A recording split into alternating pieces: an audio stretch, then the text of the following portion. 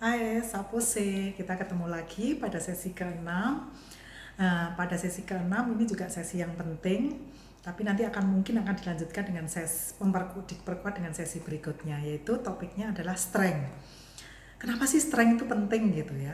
Di sesi kedua kita udah lihat bahwa strength itu ternyata yang mendukung kita dalam mencapai prestasi dan mengatasi masalah dalam kehidupan kita.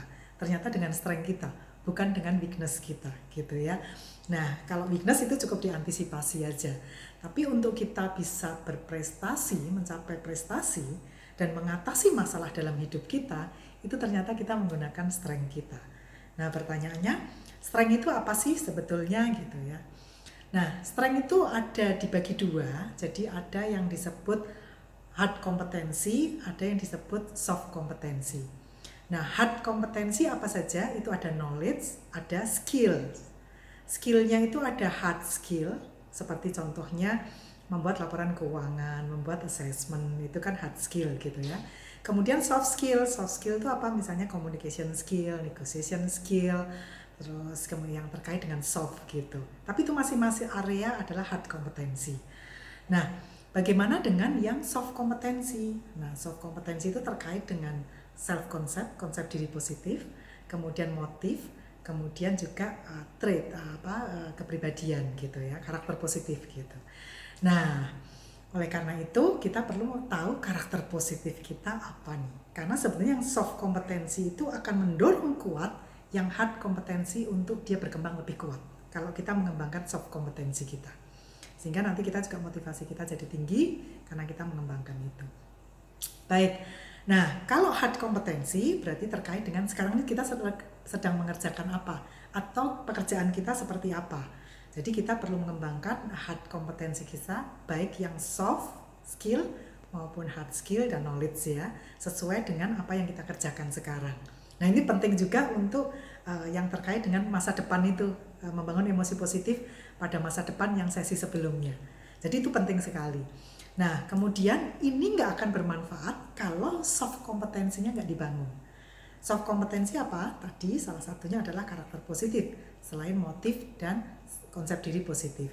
Karena kalau ini terjadi, nanti konsep dirinya bisa positif dan motivasinya juga bisa, intrinsik motivasinya terbangun. Begitu. Nah, oleh karena itu, sekarang kita membangun strength gitu ya. Nah, membangun strength yang karakter positif gimana? Karena kita kebiasaan pola asuh kita itu adalah defisit mindset gitu. Jadi apa sih biasanya dikasih masukan kekurangan-kekurangan kita terus, sehingga kita sangat kenal sekali dengan kekurangan kita gitu ya. Nah, oleh karena itu tadi untuk mencapai prestasi maupun mengatasi masalah dalam hidup kita kan dengan strength kita. Oleh karena itu kita perlu tahu caranya gimana. Di sesi 2 sebetulnya ada, saya ulang sedikit. Kita mencari dari informasi dari orang yang terdekat dengan kita. Apa itu karakter positif kita ya. Kalau kita udah tahu, kita cenderung akan mempertahankan. Nah itu kita kembangkan. Nah di positive psychology ada difasilitasi namanya karakter VIA, karakter strength. Itu apa gitu ya. Jadi kita menemukan strength kita dari karakter positif kita yang akan membentuk virtue kita, virtue kebajikan kita. Jadi kan sering kita diomongin begini, Tuhan menciptakan kita tuh unik, tapi uniknya di mana? Nah, uniknya difasilitasi dengan survei itu. Nah, itu gini. Jadi kalau kita ketemu strength kita, kalau di VI karakter strength itu ada 24. Nanti kita kalau bisa masuk ke situ, itu free. Jadi kita bisa masuk, yang berbayar juga ada, lebih komplit lagi informasinya kalau yang berbayar. Kalau yang free itu ada juga. Nah, itu bisa masuk nanti VIA karakter, viakarakter.org. Moga nanti ada ininya, bisa dilihat nanti modelnya seperti itu dan hasilnya seperti ini gitu ya. Itu dalam macam-macam bahasa Indonesia ada, bahasa Inggris ada, bahasa Arab ada, bahasa Turki ada, bahasa Spanyol ada, bahasa Jawa nggak ada gitu. Bahasa Indonesia sudah terwakili. Nah, oleh karena itu nanti bisa dilihat karakter strength kita apa. Kenapa penting gitu? Karena akan membentuk virtue kita, kebajikan kita. Nah, yang lalu juga saya sampaikan, saya ulang lagi. Kenapa ini penting? Karena sebetulnya untuk mengatasi kita dan mencapai prestasi kita, jadi mengembangkan potensi kita. Potensi kita nggak akan bisa berkembang kalau kita karakter strength kita ini kita tidak kembangkan, gitu. Jadi oleh karena itu kita perlu mengembangkan ini. Dan yang pertama perlu adalah tahu kita seperti apa gitu ya. Jadi kalau kita nanti ketemu, kita ambil 1-24, kita ambil 5-8 aja, itu akan membentuk virtue kita. Virtue itu apa? Jadi virtue itu adalah kebajikan. Gampangnya seperti yang saya contohkan adalah tentang gula dan garam. Kalau gula rasanya manis, garam rasanya asin. Kalau gulanya hilang, berarti secara fisik masih ada, tetapi secara fungsi sudah hilang. Ya, fungsi sebagai garam hilang. Gula juga begitu. Kalau manisnya hilang, berarti fungsi sebagai gula hilang, walaupun fisiknya sebagai gula masih ada. Nah, begitu pula manusia. Tuhan sudah memberikan. Jadi tugas kita adalah mencari dan mengembangkan sehingga kita mempunyai fungsi sebagai manusia yang sesuai ketika diciptakan oleh Tuhan itu. Sehingga kita akan memberikan warna kepada kehidupan kita, termasuk pada keluarga, lingkungan kita gitu ya. Nah, kalau sekarang dengan VIA Character Strength, apa yang bisa dilihat? Nah, bisa masuk di viacharacterstrength.org itu, nanti ketemu 1-24, fokus saja 1-5 atau 1-7 atau 8 gitu ya. Kalau saya fokus sampai 5 aja, mengembangkan diri di sana. Jadi misalnya ketemu saya yang nomor 1 kreativitas gitu. Oh ya, satu lagi. Nah, karena ini karakter bukan bakat, jadi sebetulnya adalah harus di tengah. Apa maksudnya di tengah? Di tengah itu adalah optimal use. Kalau kan bisa ekstrim kiri, bisa ekstrim kanan. Kalau ekstrim kanan itu jadi overuse. Nah, overuse itu biasanya mengganggu orang lain. Nah, kalau underuse itu bisa mengganggu orang lain dan juga mengganggu diri kita. Nah, yang dimaksud overuse, underuse, dan optimal use gimana? Saya contohkan yang tipe kreatif. Jadi misalnya kalau ketemu nanti kita kreatif, kalau overuse itu berarti kita adalah begini, kita jadi eksentrik nih gitu. Pakaian kita juga bisa jadi eksentrik juga gitu. Tapi bisa juga kita gini, eksentrik itu kita punya ide-ide, orang lain ngelihatnya nyeleneh. Padahal sebetulnya ide dia itu bagus yang mungkin akan mencapai ke depannya, tapi orang-orang di sekitar nggak bisa menjalankan, tapi dia maksa supaya jalan gitu.